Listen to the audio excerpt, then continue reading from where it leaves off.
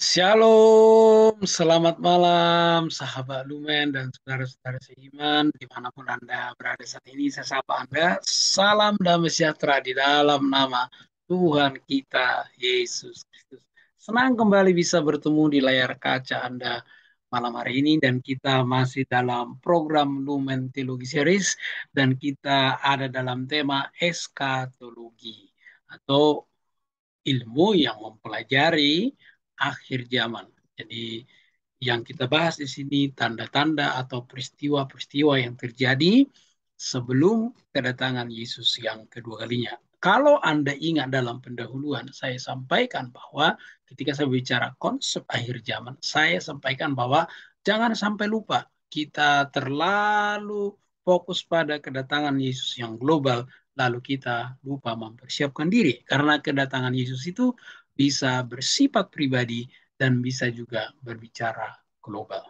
Nah, yang mana saja tentu kalau kita siap nggak masalah ya. Artinya kita sedang menanti Yesus datang kedua kalinya menjemput kita kapan saja di mana saja. Kalau kita sudah siap, kita tidak perlu takut, kita tidak perlu khawatir. Karena memang Yesus pasti datang kembali. Nah, kemarin saya sudah menjelaskan alasannya dan menjubitikan dari Alkitab, bahkan dari segi konteks budaya, bahwa Yesus akan datang kembali. Nah, malam hari ini kita akan membahas satu pertanyaan, benarkah QR vaksin ada kode 66? Ya, jadi ini adalah pertanyaan dari satu rekan alumni. Pertanyaannya adalah, apakah tanggapan kita sebagai hamba Tuhan tentang video ini? Nah,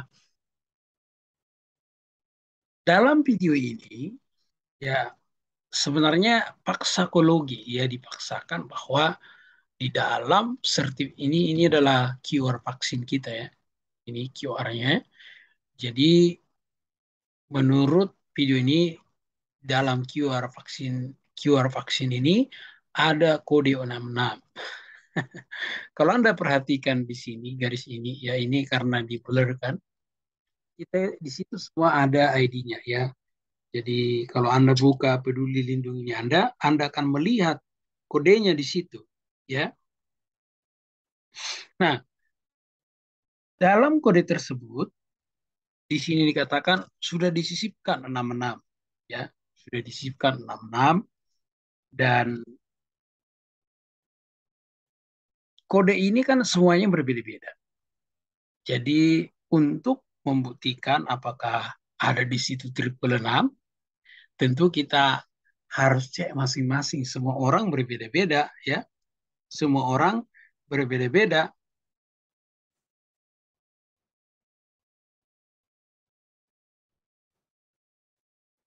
nggak sama semua.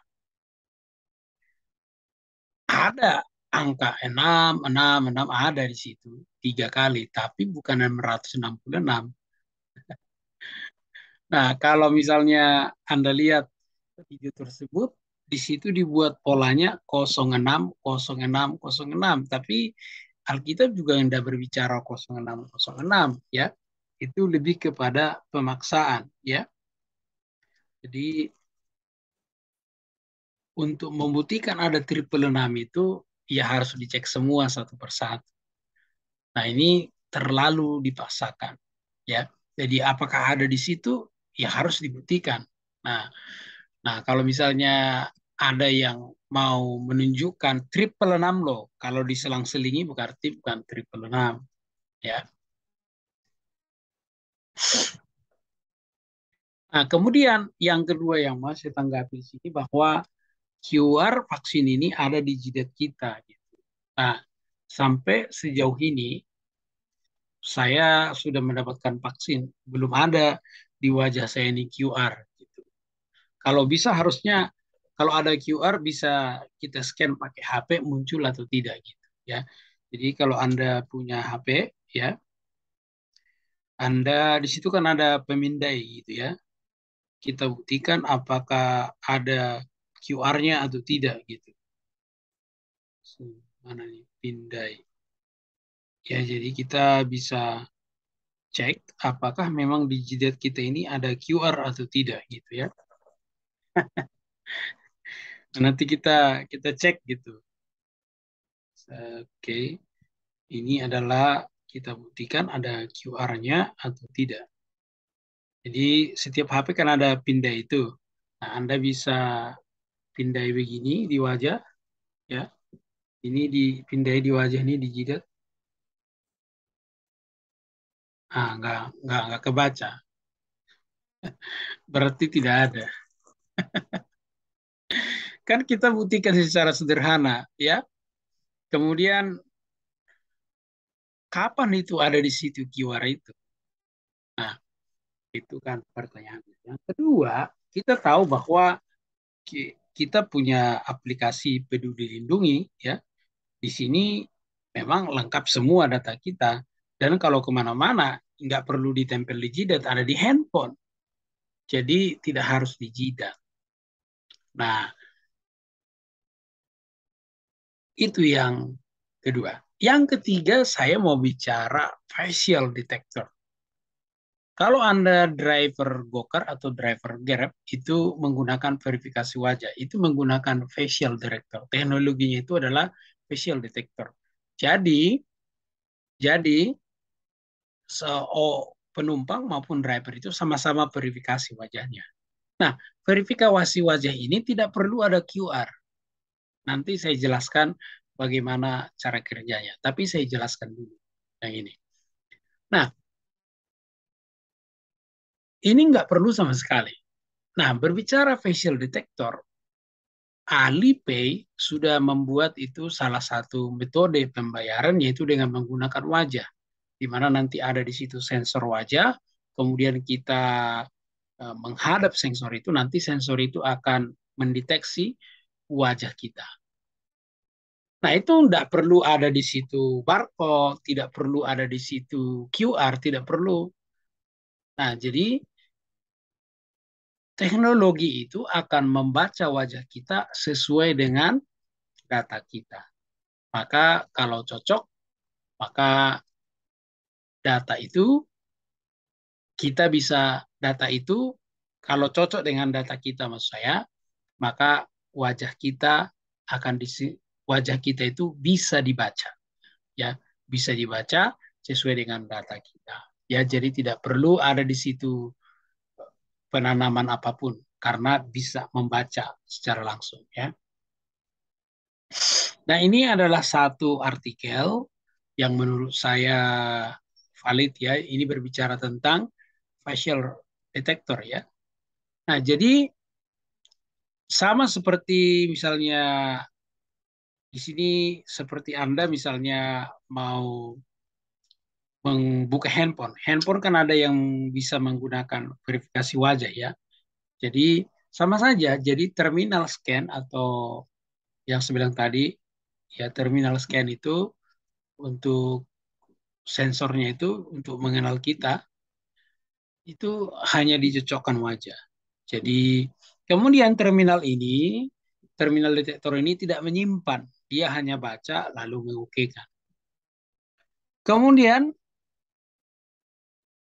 karena facial detector ini adalah salah satu facial payment ini adalah salah satu metode pembayaran, maka biasanya seperti yang saya bilang tadi, wajah kita akan dicocokkan data bank kita, ya, data bank kita. Lalu ketika kita membuat data bank kan ada KTP, biasanya dicocokkan dengan itu. Oke, nanti lebih lanjut di bawah, ya. Kemudian jadi ada satu teknologi di sini yang bisa membaca di mana nanti Anda senyum saja berarti itu sudah setuju Anda membayar. Jadi ketika Anda misalnya menghadapkan wajah Anda kepada terminal scan atau yang sensornya, Anda harus senyum, baru dia nanti transaksi. Kalau tidak, dia tidak lakukan transaksi. Jadi bisa menentukan pembayaran itu sah atau tidak. Nah, jadi cara kerjanya demikian, ya. Jadi tidak perlu ditanamkan apapun di wajah atau di jidat kita. Tidak perlu sama sekali. Nah, sekali lagi, ini adalah salah satu metode pembayaran karena dianggap ini adalah salah satu metode yang aman. Jadi pembayaran ini di beberapa negara akan berlaku ya. Jadi beberapa negara akan berlaku. Yang pasti saat ini di China sudah bisa Alipay ya. Dan ini adalah teknologinya. Nah, ingat ini adalah salah satu metode pembayaran. Masih bisa menggunakan debit atau kartu kredit, ya, masih bisa menggunakan magnet strip, masih bisa menggunakan pembayaran-pembayaran lainnya, termasuk NFC. Jadi sekali lagi, QR itu adalah salah satu metode pembayaran. Sekarang kan nggak harus itu satu-satunya. Ada Imani, ya, ada banyak, ada GoPay, ada OVO dan ada Dana dan selainnya itu yang bisa digunakan untuk membayar. Jadi facial payment itu adalah salah satu. Nah, oleh sebab itu kita perlu namanya validasi ilmiah dan medis. Nah, coba Anda perhatikan ya, sertifikat vaksin Anda, apakah ada di situ triple 6? Yang triple 6 tidak berjarak loh. Jadi kalau dipisah-pisah itu namanya cocokologi. Karena yang kedua bicara medis. Nah ini sebenarnya ketika seseorang atau orang menyampaikan bahwa di balik QR itu ada triple 66, ya tentu harus ada medis yang mengkonfirmasi itu. Kalau tidak ada ya tidak, sama seperti yang sebelumnya saya menanggapi yang mengatakan bahwa di dalam vaksin itu ada gen antikris gitu. Nah, itu kan harus dibuktikan secara medis. Kalau tidak kan hanya ya mereka-reka saja. Walaupun pakai nama Tuhan, tentu kita nggak bisa percaya begitu saja. Kita Alkitab jelas mengatakan uji, ya maka kita uji. Ya, perkembangan teknologi tidak bisa dipaksakan dengan Alkitab. Ini namanya eksegesis ya. Kalau dipaksakan ya itu berbicara eksegesis itu. Kita tidak bisa memaksakan sesuatu ya ke dalam Alkitab atau eksegesis. Nah ini berbahaya karena Alkitab tidak berbicara itu. Nanti dalam video berikutnya saya akan membahas bicara tentang angka binatang 666 itu yang dimaksudkan oleh Yohanes. Nah, kemudian yang ketiga, konteks penulisan Alkitab atau kitab yang harus menjadi dasar pemikiran. Nah, jadi kalau kita menggunakan metode namanya metode eksegesis. Jadi kita pahami konteksnya pada saat itu. Karena konteks itulah yang menolong kita untuk mengerti apa yang dimaksud oleh.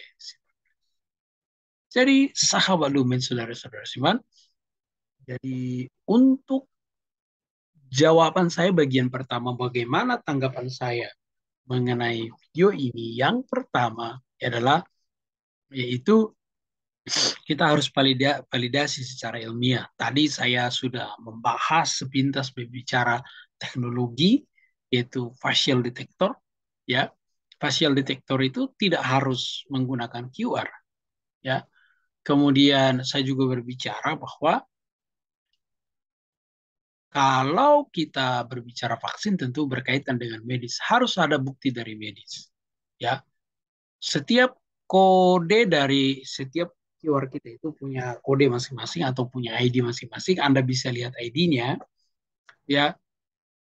Bisa saja ada angka 6, tapi tidak akan semua ada yang triple 6. Semua orang beda-beda. Nah, kalau berbeda berarti tidak semua, ya kan? Yang kedua, perkembangan teknologi tidak bisa kita paksakan dalam kitab. Kalau kita memaksakan itu namanya exegesis, ya. Jadi kita paksa-paksain ya supaya cocok dengan apa yang kita imani, apa yang kita dokter, apa yang kita mau, ya.